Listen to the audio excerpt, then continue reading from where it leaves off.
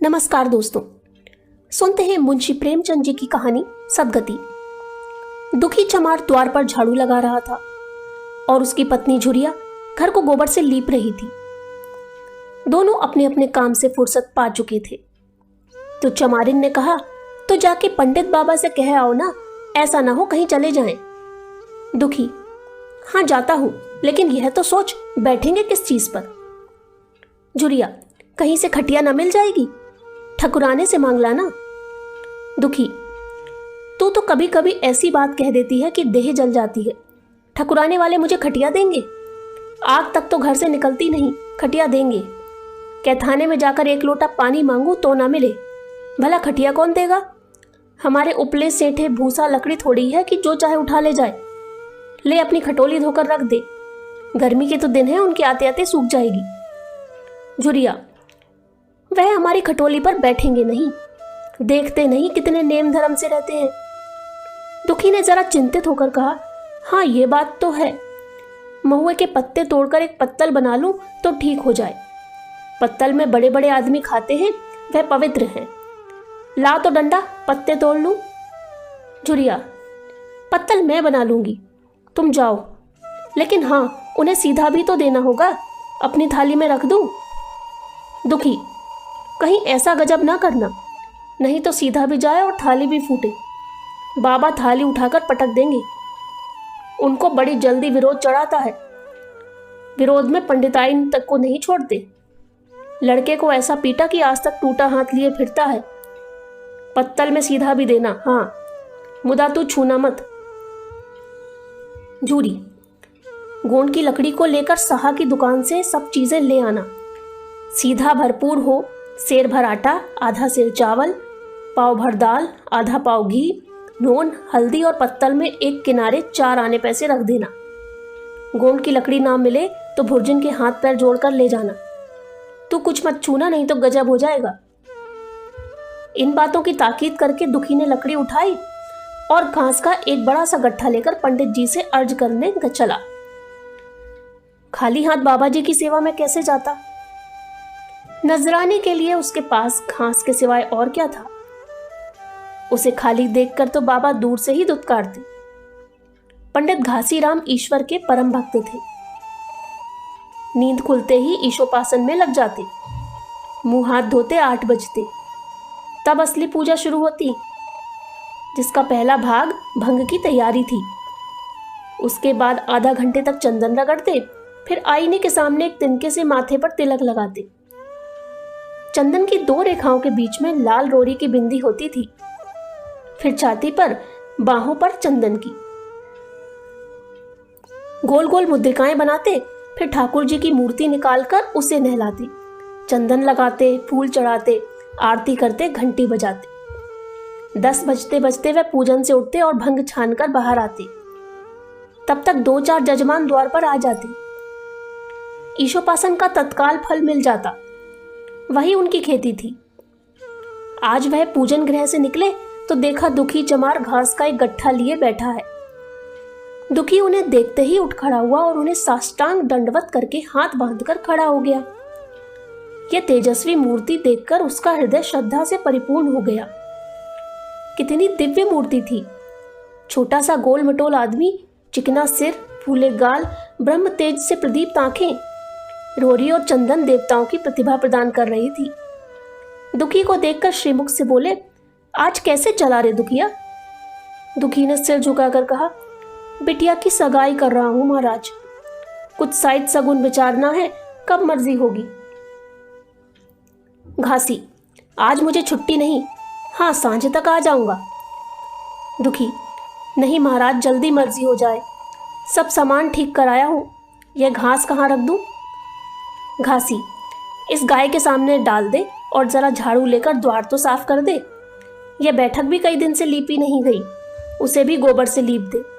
तब तक मैं भोजन कर लूं, फिर जरा आराम करके चलूंगा।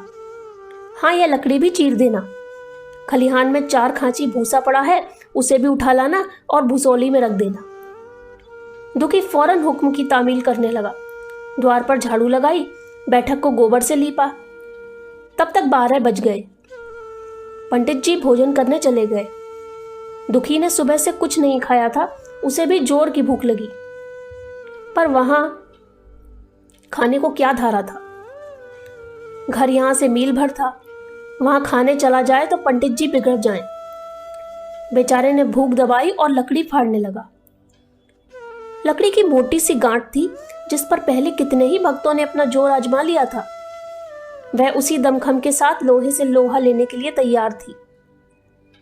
दुखी घास छील कर बाजार ले जाता था। लकड़ी चीरने का उसे अभ्यास ना था। घास उसके खुरपे के सामने सिर झुका देती थी। यहां कस कस कर कुल्हाड़ी का भरपूर हाथ लगाता, पर उस गांठ पर निशान तक न पड़ता था। कुल्हाड़ी उचट जाती, पसीने में तर था, हाँफता था, थक कर बैठ जाता था, फिर उठता था।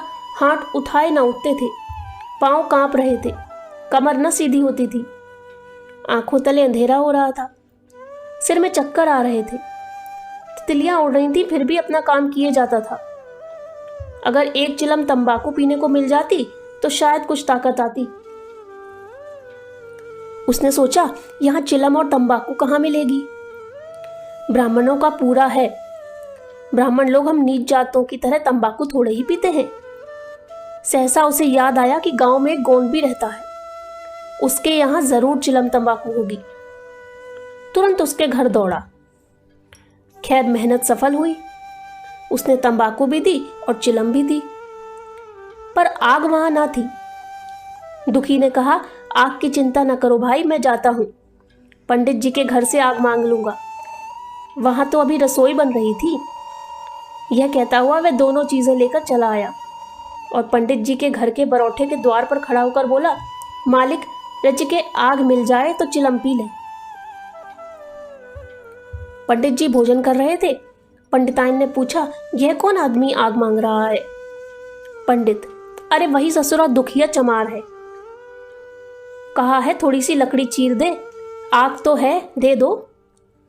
पंडिताइन ने भौं चढ़ाकर कहा, तुम्हें तो जैसे पोथी पत्रों के फेर में धर्म कर्म किसी बात की सुधि ही नहीं रही। चमार हो, धोबी हो, पासी हो, मुंह उठाए घर में चला आए। हिंदू का घर ना हुआ कोई सराय हुई।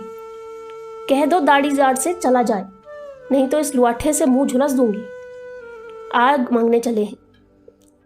पंडित जी ने उन्हें समझाकर कहा, भीतर आ गया तो क्या हुआ, तुम्हारी कोई चीज तो नहीं छोई।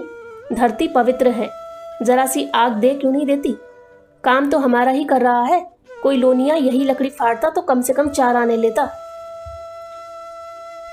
पंडिताई ने गरज कर कहा, वह घर में आया क्यों? पंडित ने हार कर कहा, ससुरे का अभाग था और क्या। पंडिताइन, अच्छा इस वक्त तो आग दिए देती हूं, लेकिन फिर जो इस तरह घर में आएगा तो उसका मुंह ही जला दूंगी। दुखी के कानों में इन बातों की भनक पड़ रही थी। पछता रहा था, नाहक आया। सच तो कहती है, पंडित के घर में चमार कैसे चले आए? बड़े पवित्र होते हैं ये लोग, तभी तो संसार पूजता है, तभी तो इतना मान है। भर चमार थोड़े ही है। इसी गांव में बूढ़ा हो गया, मगर मुझे इतनी अकल भी ना आई। इसलिए जब पंडिताइन आग लेकर निकली तो वह मानो स्वर्ग का वरदान पा गया। दोनों हाथ जोड़कर जमीन पर माथा टेकते हुए बोला, पंडिताइन माता, मुझसे बड़ी भूल हुई कि मैं घर में चला आया। चमार की अकल ही तो ठहरी, इतने मूर्ख ना होते तो लात क्यों खाते।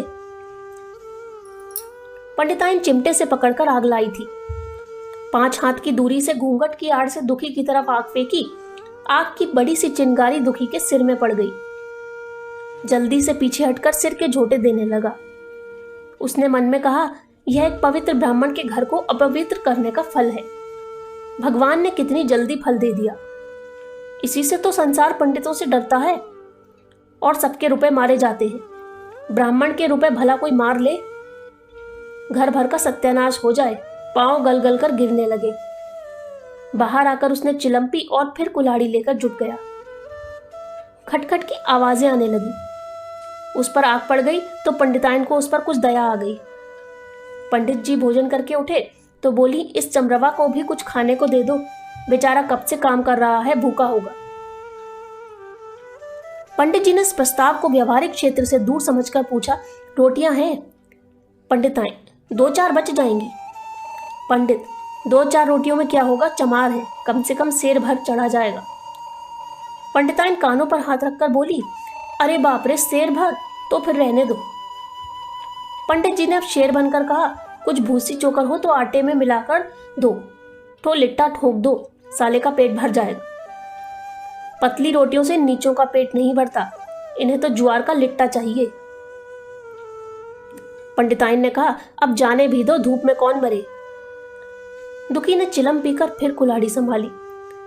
दम लेने से जरा हाथों में ताकत आ गई थी। कोई आधा घंटे तक फिर कुल्हाड़ी चलाता रहा, फिर बेदम होकर वही सिर पकड़ के बैठ गया। इतने में वही गोंड आ गया। बोला, क्यों जान देते हो बूढ़े दादा, तुम्हारे फाड़े यह गांठ ना फटेगी, नाहक हलकान होते हो। दुखी ने माथे का पसीना पोंछकर कहा, अभी गाड़ी भर भूसा ढोना है भाई। गोंड, कुछ खाने को मिला कि काम ही कराना जानते हैं, जाके मांगते क्यों नहीं। दुखी, कैसी बात करते हो चिखुरी, ब्राह्मण की रोटी हमको पचेगी। गोंड, पचने को पच जाएगी, पहले मिले तो। मूछों पर ताव देकर भोजन किया और आराम से सोए, तुम्हें लकड़ी फाड़ने का हुक्म लगा दिया। जमींदार भी कुछ खाने को देता है, हाकिम भी बेगार दे लेता है, तो थोड़ी बहुत मजूरी देता है।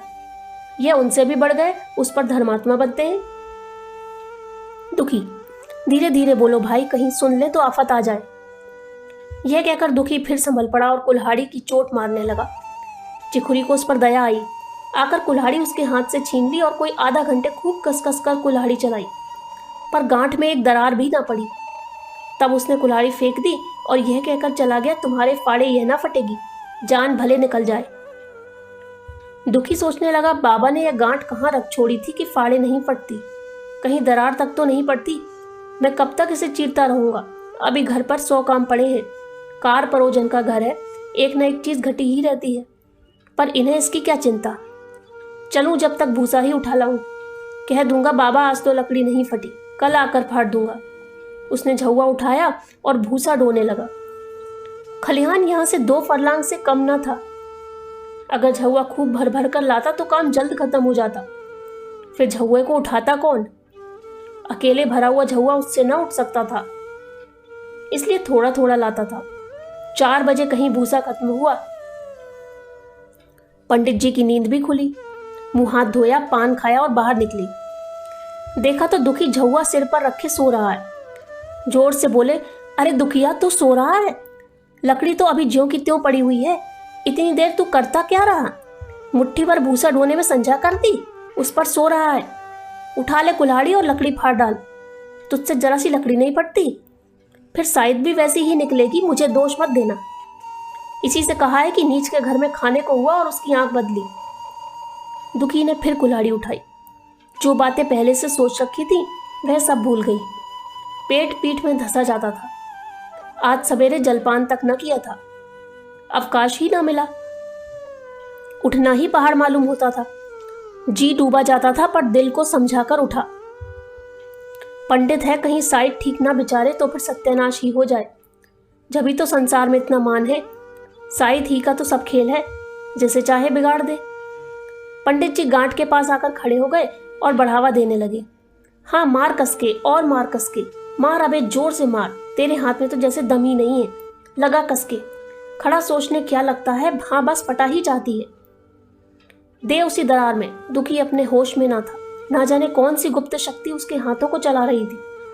वह थकान, भूख, कमजोरी सब मानो भाग गई। उसे अपने बाहुबल पर स्वयं आश्चर्य हो रहा था।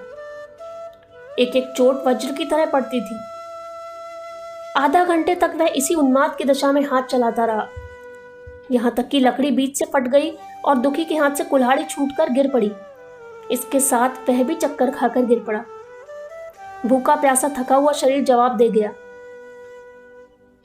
पंडित जी ने पुकारा, उठ के 2-4 हाथ और लगा दे, पतली पतली चैलियां हो जाएं। दुखी ना उठा। पंडित जी ने अब उसे दिक करना उचित न समझा। भीतर जाकर बूटी छानी, शौच गए, स्नान किया और पंडिताई बाना पहनकर बाहर निकले। दुखी अभी तक वहीं पड़ा हुआ था। जोर से पुकारा, अरे क्या पड़े ही रहोगे दुखी, चलो तुम्हारे ही घर चल रहा हूं, सब सामान ठीक ठाक है ना? दुखी फिर भी ना उठा। अब पंडित जी को कुछ शंका हुई। पास जाकर देखा तो दुखी अकड़ा पड़ा हुआ था। बदहवास होकर भागे और पंडिताइन से बोले, दुखिया तो जैसे मर गया। पंडिताइन हकबकाकर बोली, वह तो अभी लकड़ी चीर रहा था ना। पंडित, हाँ, लकड़ी चीरते चीरते मर गया, अब क्या होगा? पंडिताइन ने शांत होकर कहा, होगा क्या, चमरौने में कहला भेजो, मुर्दा उठा ले जाएं। एक क्षण में गांव भर में खबर हो गई। पूरे में ब्राह्मणों की ही बस्ती थी, केवल एक घर गोम का था। लोगों ने इधर का रास्ता छोड़ दिया। कुएं का रास्ता उधर ही से था, पानी कैसे भरा जाए? चमार की लाश के पास से होकर पानी भरने कौन जाए?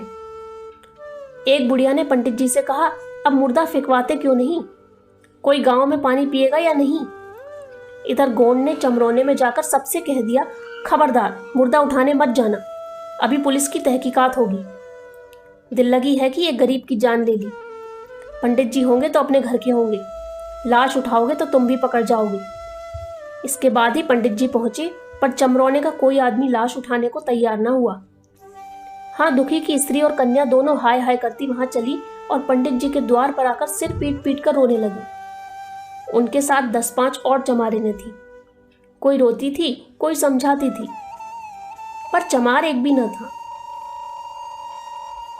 पंडित जी ने चमारों को बहुत धमकाया, समझाया, मिन्नत की, पर चमारों के दिल पर पुलिस का रौब छाया हुआ था। एक भी न मिनका। आखिर निराश होकर लौट आए।